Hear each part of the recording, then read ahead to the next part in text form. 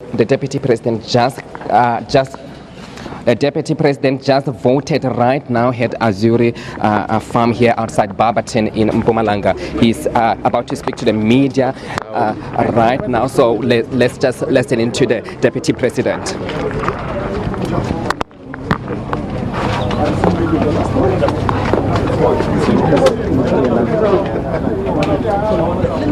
Yes, how are you? I'm good. Good.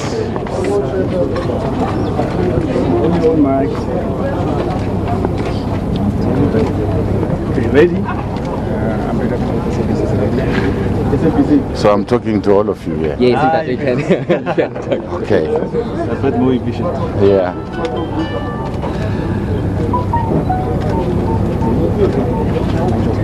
Here we go.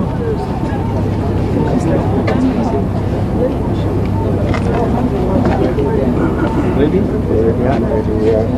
Mr. Deputy President, can you give us an indication? You voted now. What was the process like? Very good. Very good. I think IEC is organized. The voting is smooth. And they explain to you how you should vote. I mean the process. So it's simple, easy, and I voted. How do you feel right now after voting with the president? And do you think that, talk to us about the importance of voting? I feel very good. I can't help it but to bring back all those memories, 25 years of our freedom. Our democracy is maturing. I think we're doing well as a country. If all of us can respect voting and understand that whatever we do, this is the only way to change a government. People can express their will through the ballot.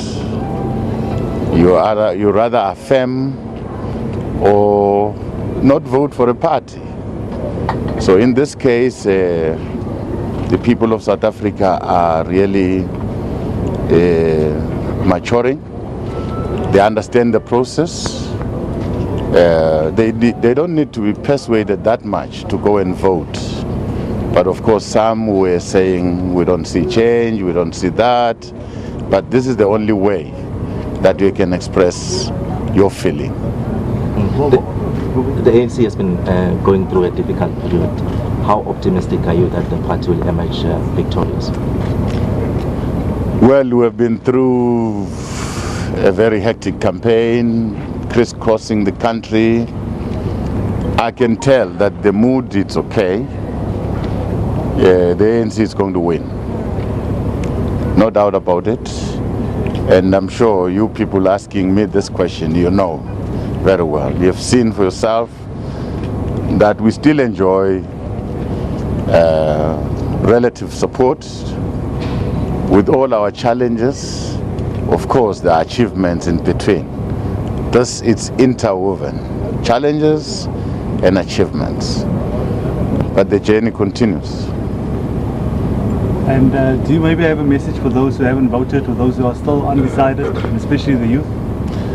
Well, to our young people, to our children, it's important to go and vote. This right to vote did not just come free in our case as South Africa. People struggled, people died, people were jailed for this right to vote. So let's make use of this right to express our views and how we want to shape our country. Very important. Our young people must go out there and vote. Vote for the party that you think will make a difference in your life.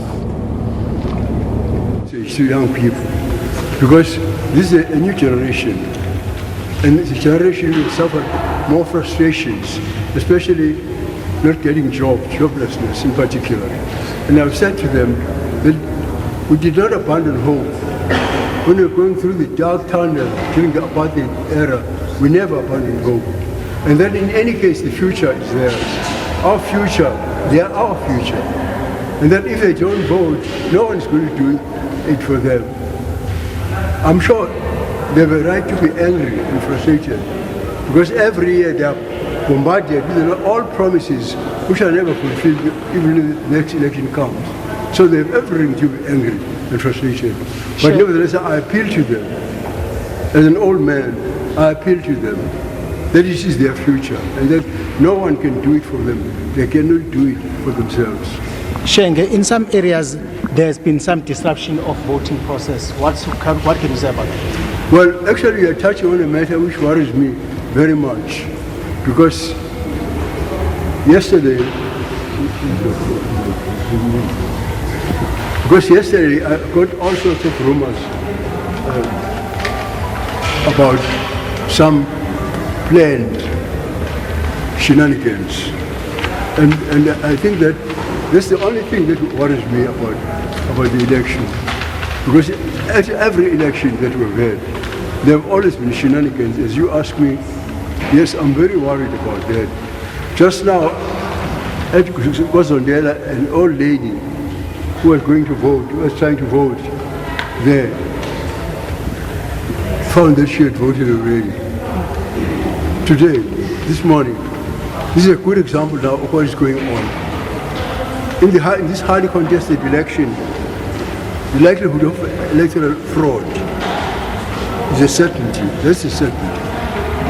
If the IFE knows that from 25 years of experience in elections and by-elections, that our opponents are willing to manipulate the outcome. We have brought many such cases to the attention of the Electoral Commission of South Africa, for we believe that any vote manipulation must be reported, investigated, and addressed. So we therefore take very seriously the rumors that the ANC is hiring quantum taxes to transport foreign nationals to Zululand to post their votes. It is difficult to see this as a wild allegation. When I saw with my own eyes, when they did a similar thing in Mutu, quantums arrived there with people from Durban during a by-election. In that case, they filled buses with people from Durban to vote Mutu. In that highly contested by-election, I'm sure Ms. Gok, you remember. During that, they attempted to beat us by doing so. That attempt of electoral fraud was exposed and was prevented.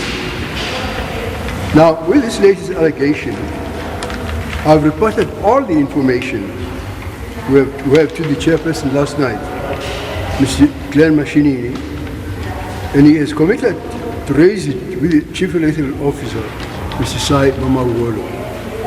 I felt, however, that voters needed to be alerted so that everyone visiting the voting station today will be vigilant and watch for any evidence of fraud. Should you see or hear anything untoward, we urge you to report it immediately to an electoral party or to the police. Already we have heard from voters who cast special vote yesterday that the ink used on their thumb simply wiped right off immediately. This was reported in both Verulam and Amajuba in KwaZulu-Natal. We urge the IEC to take all the allegations very seriously and to investigate them without delay. The IFE respects the heavy responsibility which is cast upon the IEC at this crucial stage of our democratic process, and we support the Commission in fulfilling its constitutional responsibility. We'll do everything. Well, another former president that's casting